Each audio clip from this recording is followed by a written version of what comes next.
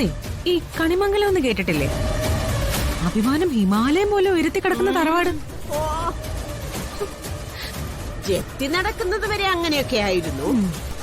അത് കഴിഞ്ഞപ്പോ ഹിമാലയം തകർന്നങ്ങ് താഴെ വീണില്ലേ? ഇപ്പോ മകൻ കണ്ണിൽ കണ്ടവരുടെ അടുക്കളയിൽ അച്ഛനും അമ്മയും മുത്തശ്ശിയും ഒക്കെ കുറെ പേരുടെ അടിമകൾ. നാണമില്ലാത്തവർക്ക് പിന്നെ എങ്ങനെ വേണമെങ്കിലും ജീവിക്കാമല്ലോ. ആർക്കാ നാണം ഇല്ലാത്തത്? നമ്മളിവിടെ ഒരു തർക്കത്തിൽ വന്നവരല്ല. നമുക്ക് നമ്മുടെ ജോലി ചെയ്യാം. പിന്നെ ആരെന്ത് പറഞ്ഞാലും എനിക്ക് കുഴപ്പമില്ല. പക്ഷെ വരണൊന്നും പറയാൻ ഞാൻ സമ്മതിക്കില്ല. ഞാൻ പറയുന്നത് മനസ്സിലാക്കുക. എന്താ അമ്മേ?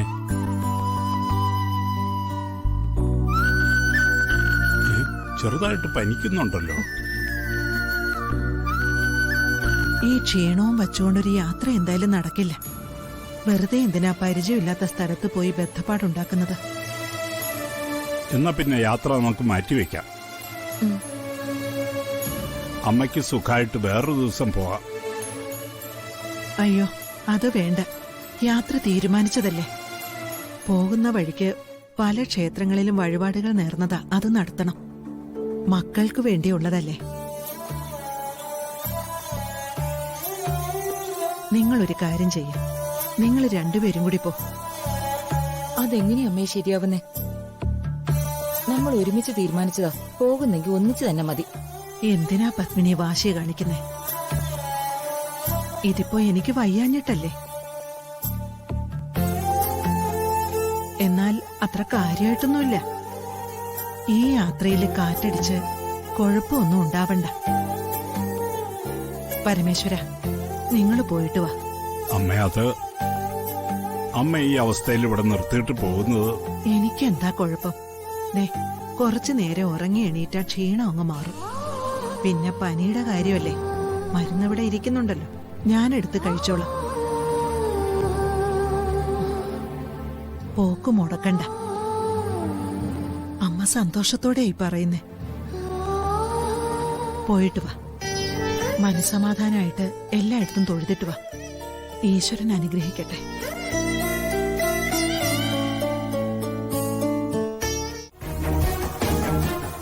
അതെ സാറേ, ഈ പകർച്ചപ്പനിയുടെ കാലമാ. ഈ പനി തെറ്റി പോയാലേ നാവിന്റെ രുചിയൊന്നും കാണില്ല. അതുകൊണ്ടാ.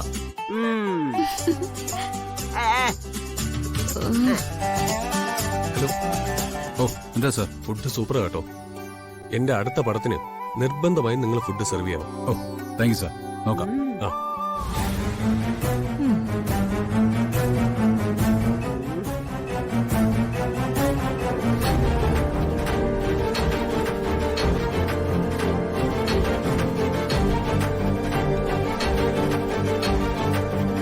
ഇനി പൊതിച്ചോറ് ആവശ്യമുള്ളപ്പോഴേ നമ്മൾ വിളിച്ചോളാം. നമ്പർ തന്നിട്ട് പോണേ.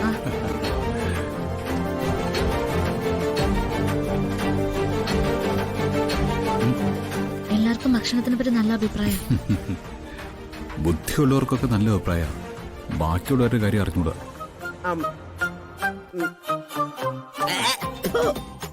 ഇതെന്തോന്നായി ഉണ്ടാക്കി വെച്ചിരിക്കുന്നേ? ഇതിന് മധുരമൊന്നും ഇല്ലല്ലോ. ഓ അത്രേ ഉള്ളൂ.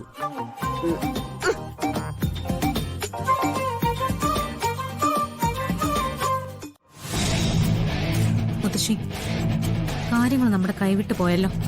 ആ യൂണിയൻകാര് പോലും ഭക്ഷണത്തെക്കുറിച്ച് അവരോട് പുകഴ്ത്തി പറയുന്ന കേട്ടില്ലേ? അതും നമ്മുടെ രണ്ടുപേരുടെ മുന്നിൽ വെച്ച്. അവളെ അങ്ങനെ കയ്യടി വാങ്ങിച്ചു പോവണ്ട. എന്റെ മുന്നിൽ വരുത്താനുള്ള വഴിയൊക്കെ എനിക്കറിയാം. മുത്തശ്ശി, അവരിവിടുന്ന് നാണം കെട്ടേ പോവാവൂ. അല്ലെങ്കിൽ ഈ നിൽക്കുന്ന ഒരെണ്ണം നമ്മളെ ബഹുമാനിക്കില്ല. വരട്ടെ.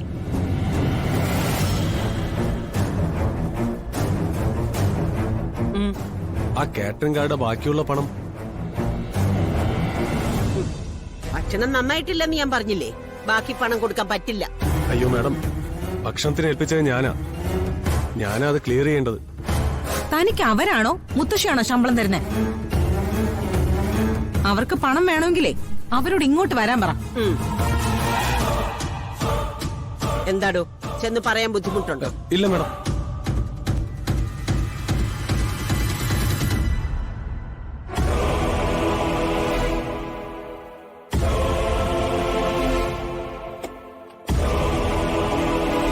ഇപ്പൊ അങ്ങ് തിരിച്ചു പോവല്ലേ?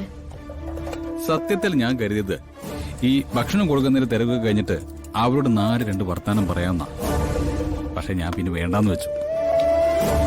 അവിടെ സിനിമ സെറ്റില് അവർക്കൊരു നാണക്കെട്ട് ഉണ്ടാക്കണ്ട.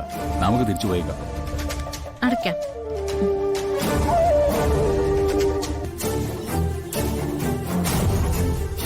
ആ ചേട്ടാ, ബാക്കി പൈസ തന്നെങ്കിൽ പോവായിരുന്നു.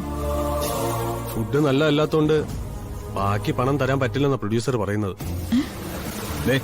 നോക്ക്, നിങ്ങളാ ഞങ്ങളുടെ അടുത്ത് ഒന്ന് ഫുഡ് ഓർഡർ ചെയ്തത്. ബാക്കി പണം ക്ലിയർ ചെയ്യേണ്ട ഉത്തരവാദിത്വം നിങ്ങൾക്കാ. ഞങ്ങൾക്ക് വേറെ ആരോട് സംസാരിക്കേണ്ട ആവശ്യമൊന്നുമില്ല. അതിനിപ്പോ എനിക്ക് എന്ത് ചെയ്യാൻ പറ്റും? അല്ല ചേട്ടാ, നിങ്ങളൊക്കെ മാന്യമായിട്ട് പണിയെടുത്ത് ജീവിക്കുന്ന ആൾക്കാരല്ലേ. അവര് ഞങ്ങളെ അപമാനിക്കാൻ വേണ്ടിയാ ഞങ്ങളുടെ അടുത്തേക്ക് നിങ്ങളെ വിട്ടത്. നിങ്ങൾക്ക് സത്യം പറയായിരുന്നല്ലോ. അത് പറഞ്ഞിരുന്നെങ്കിൽ ഒരു കാരണവശാലും ഞാൻ ഈ ഓർഡർ എടുക്കില്ലായിരുന്നു. ഫുഡ് കൊണ്ടുവന്നിട്ടുണ്ടെങ്കിൽ അതിന്റെ പണം കിട്ടിയേ പറ്റൂ. എന്നെ കുഴപ്പത്തിലാക്കണം. ഞാൻ ചോദിച്ച പ്രൊഡ്യൂസർ നേരിട്ട് നിന്ന് വാങ്ങാനാ പറയുന്നത്. എവിടെയാ ഈ പ്രൊഡ്യൂസർ ഉള്ളത്?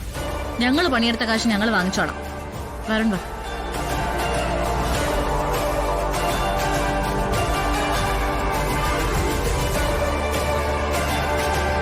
മാനേജറോട് ചോദിച്ചപ്പോ ബാലൻസ് പണം വേണമെങ്കിൽ ഇവിടെ വരണമെന്ന് പറഞ്ഞു. എന്തിന്റെ ബാലൻസ് പണമാ വേണ്ടത്? കൊണ്ടുവന്ന ഫുഡ് ഒന്നിനും കൊള്ളാത്തതല്ലേ?